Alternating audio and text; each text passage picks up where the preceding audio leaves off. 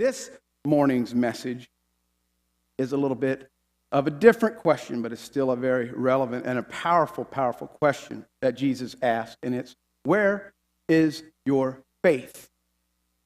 Where's your faith?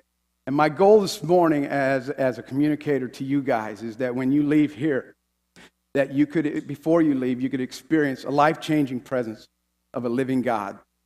And through that presence would start a change in your life. Changes by just simply recognizing that God is by your side in everything that you do, everything that you're going through, every trial in life, every storm in life, God is by your side. And having peace while you're going through it. That's my goal, is to communicate that to you here this morning. And more than that, once you get that peace, that you would be willing to help others, reach out and help others have that same peace that you come to know. So that's the goal here this morning. I want you to be able to leave here with hope. Everybody that came in here has a storm that they're going through. Now, I think it's ironic.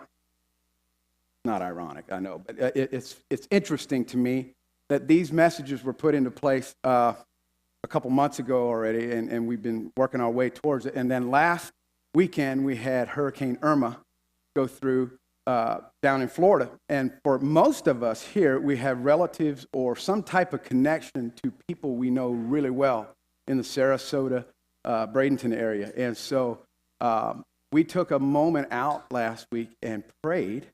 We just had some silence, and we prayed, and a powerful thing happened. A Category 5 hurricane was coming up through, and it turned to what? About a 1 and 2 by the time it got to Manatee County. And so, praise God, I think we should give him a hand for that, too. Thank you, God. How many I know on social media, there was this picture of the radar of the spin of the hurricane, and right over Manatee County, there was the shape of a heart. How many seen that? Wasn't that awesome? I'll tell you what, my two sisters and their family was inside that heart. How many of your people were inside of that heart? Do you think our prayers counted last Sunday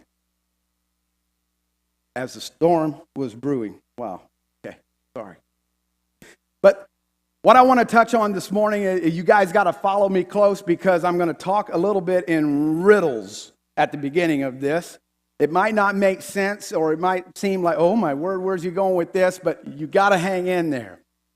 The way that most human beings learn, but researchers say they learn most of their the information is retained up to 6 years old, right? The bulk of what you learn in life is up to 6 years old. And the way that you learn it is through cause and effect. Cause and effect. Cause and effect just simply means this, that if I do this, that will happen. If I bump my foot here, it's going to turn black and blue. Right, Dylan? Cause and effect. If I go in for a layup and I'm not used to it, I'll twist my ankle. It's just the way it is. Cause and effect. We learn through life cause and effect. Very interesting concept, because we learn that everything has a logic behind it when we learn in this way. Cause and effect. I want you to keep that. There's actually a song. You guys know that song, Cause and Effect? Chain of events. All of this chaos makes perfect sense. When you're spinning around, things come undone. Welcome to Earth, third rock from the sun. You know that song. Cause and effect, right?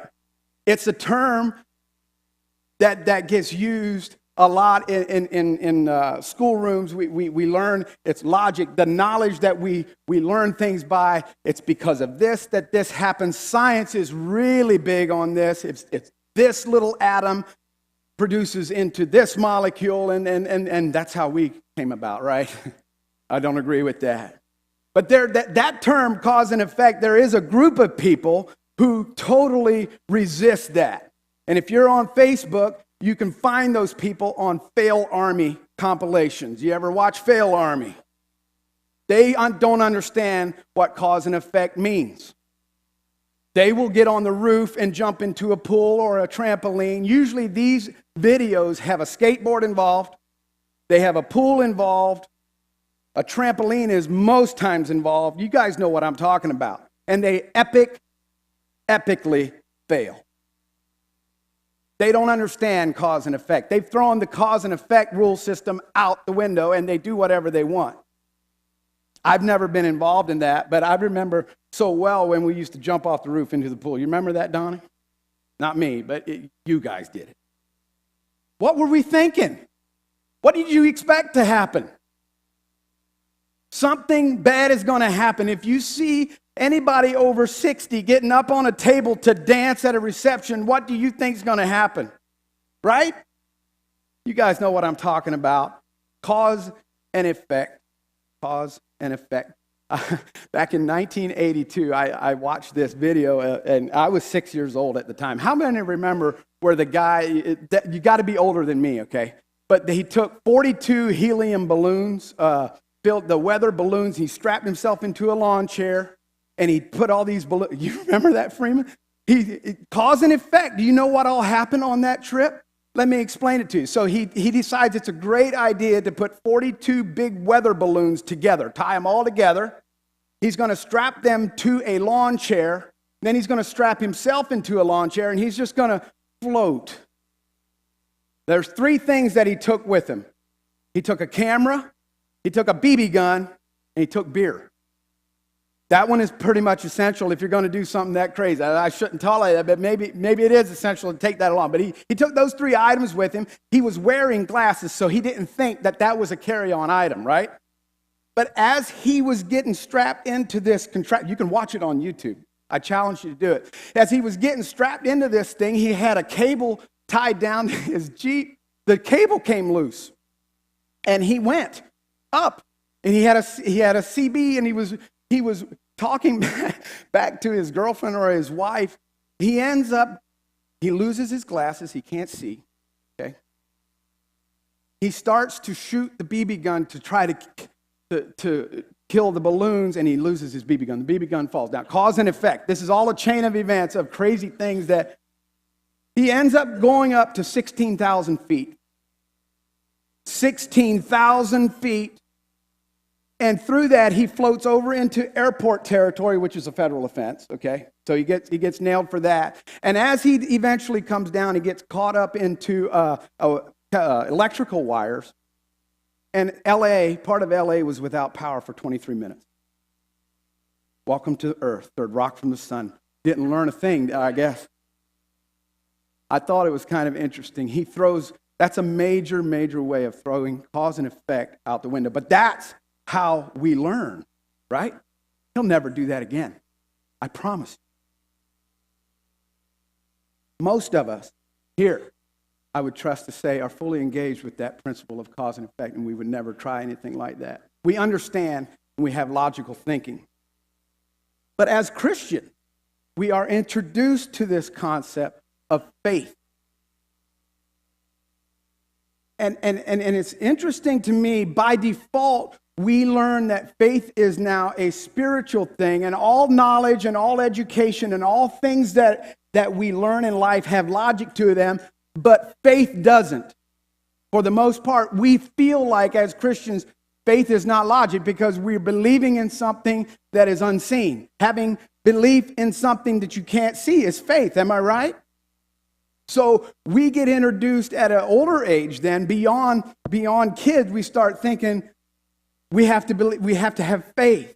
And it starts this tension, and it begins to be this unhealthy tension in our lives and in our brains. And some people resort to the fact of agnostic or atheism or something like that because they can't wrap their brain around, and they think that anything that's not logic can't be. And so they separate the two. And we think, we think that faith is not logical, it's spiritual. But what if faith actually was very logical? What if faith is the most logical way to view the world? What if there is a way to grow our faith and to strengthen it so that it becomes the most solid thing in our lives? What would it look like if we were a church that would be faithful? Everybody knows that those people have a level of faith that we could only dream to have and long to have.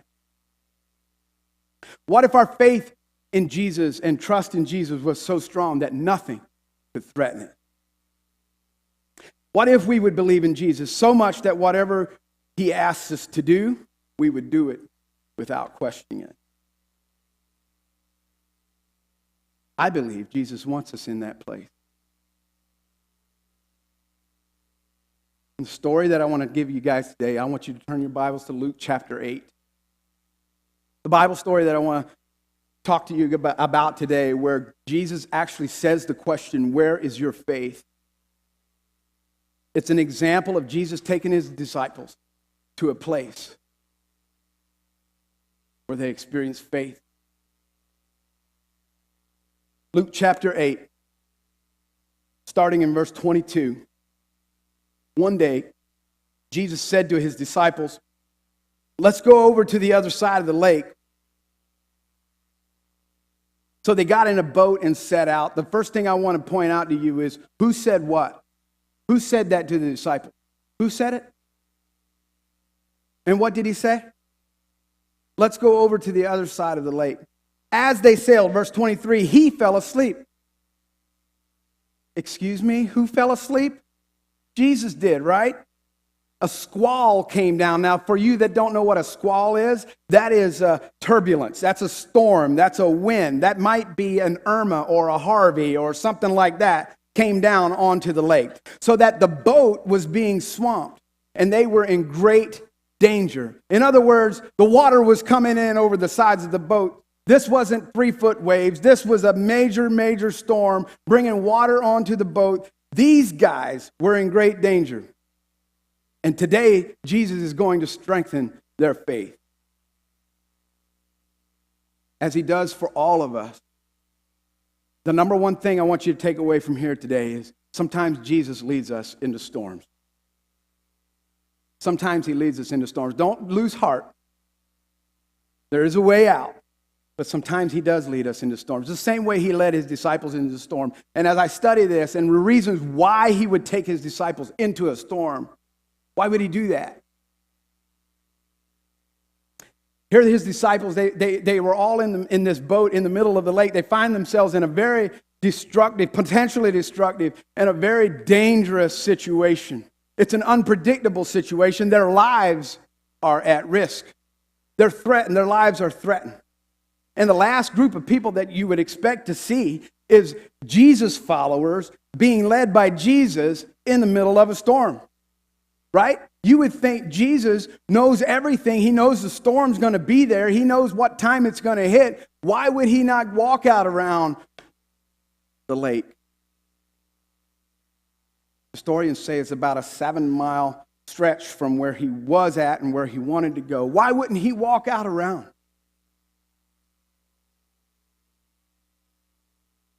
You would think that following Jesus around physically would be a breeze, right?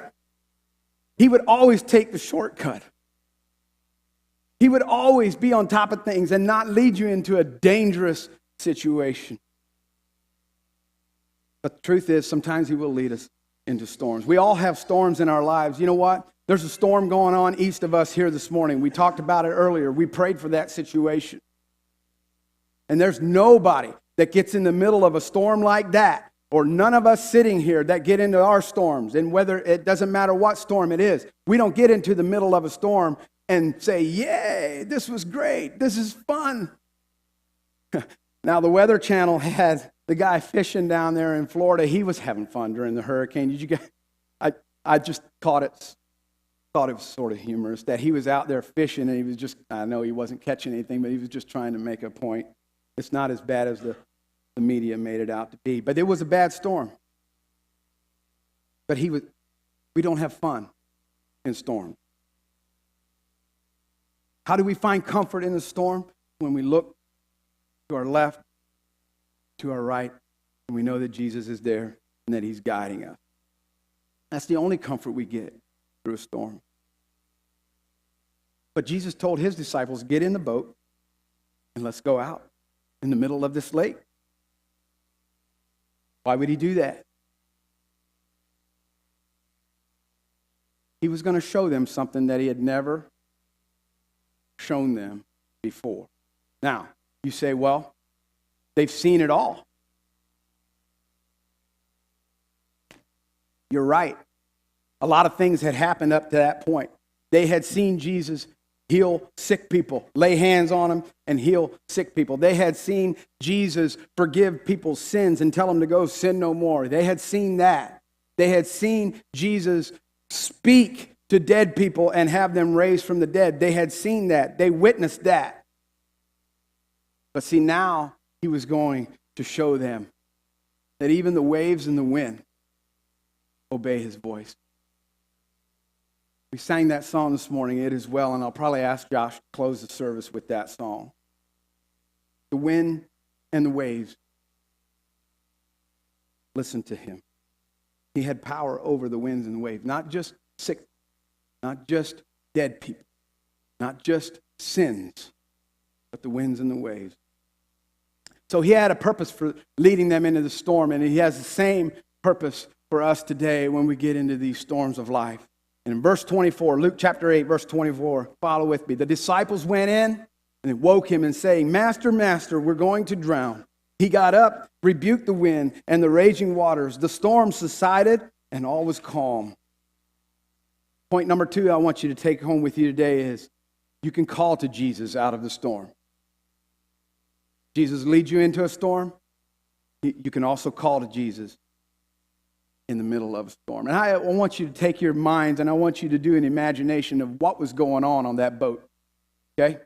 Jesus is sleeping. First of all, he asked them to get into the boat, so he should have the answer. And yet, these guys are professional fishermen.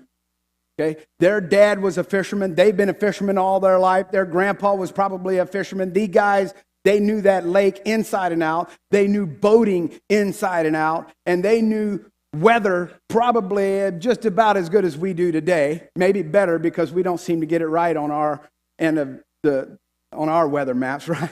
Usually they're wrong. They were smart, intelligent men when it came to the fishing industry. They knew everything about it. So how bad did it actually have to get for these guys who were professional fishermen to actually go down and wake Jesus? And who was going to go wake Jesus? Can you imagine?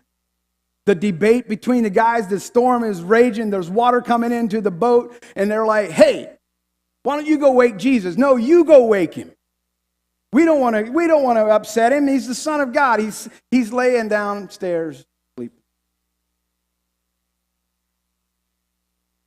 For that I say, for every storm, every time you're in a storm, there's a place and there's a time where we need to stop blaming each other or blaming someone or assessing why we're in or looking for the purpose of why we're in that storm and just simply cry out to Jesus.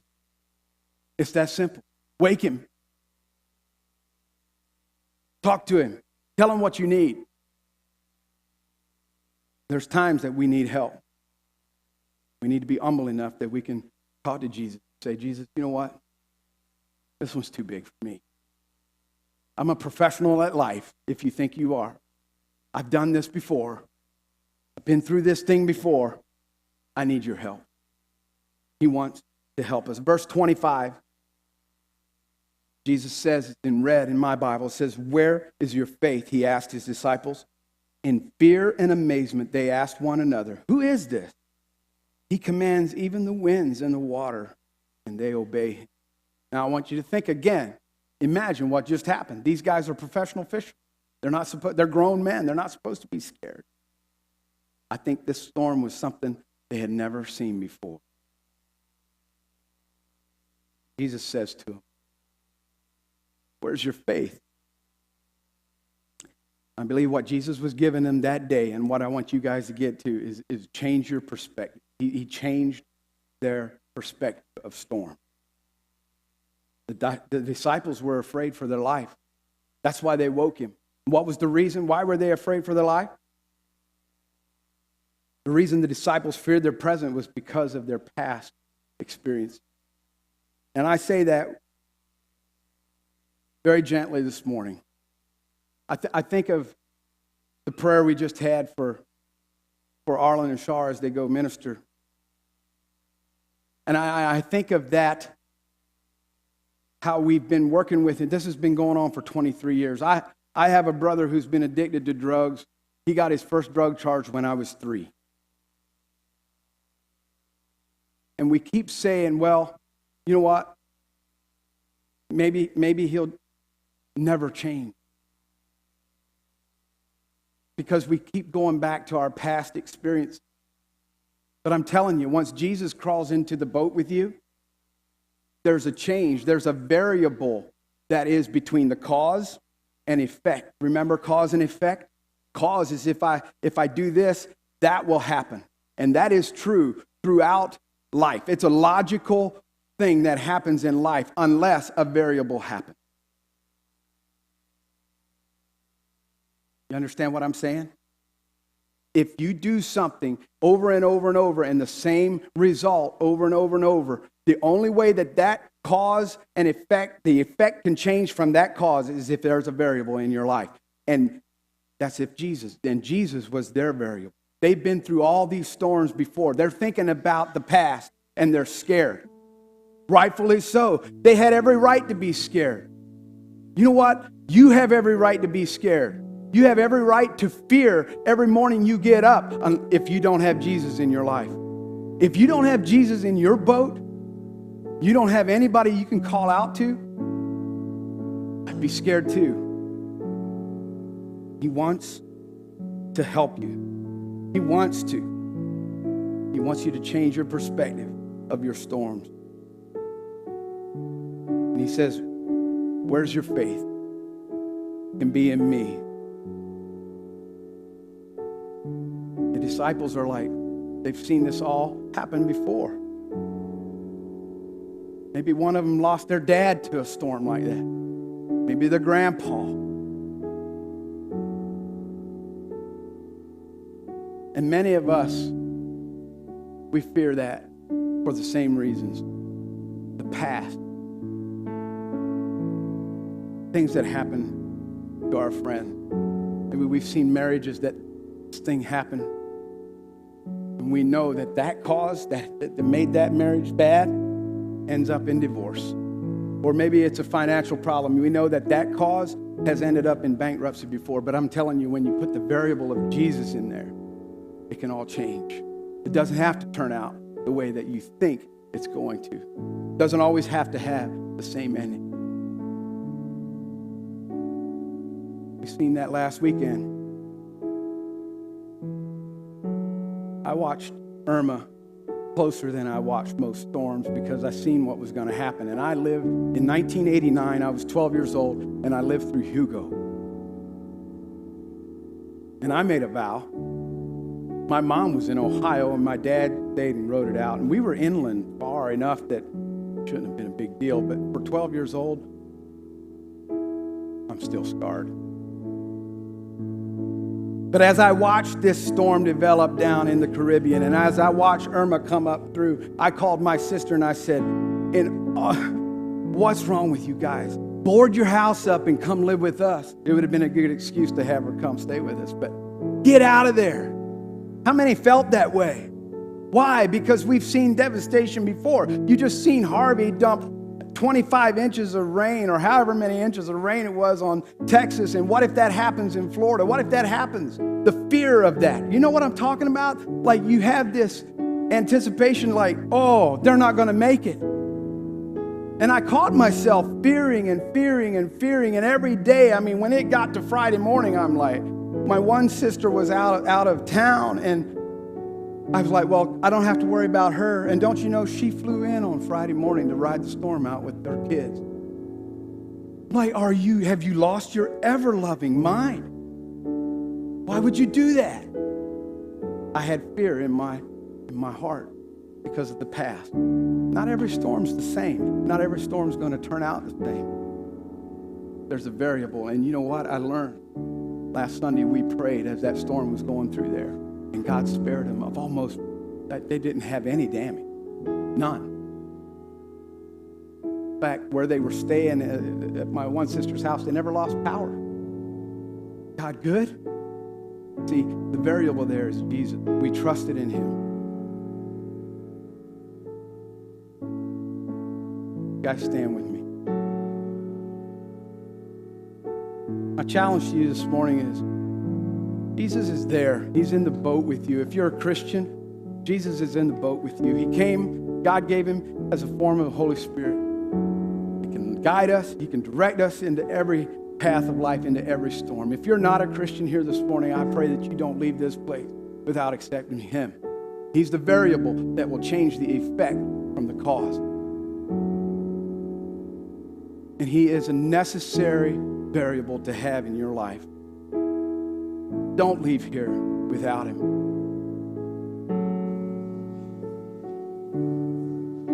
Because if you get in that storm, he asks you where your faith is. You can say, it's in you. Where is your faith this morning? Let's bow our heads. Father God,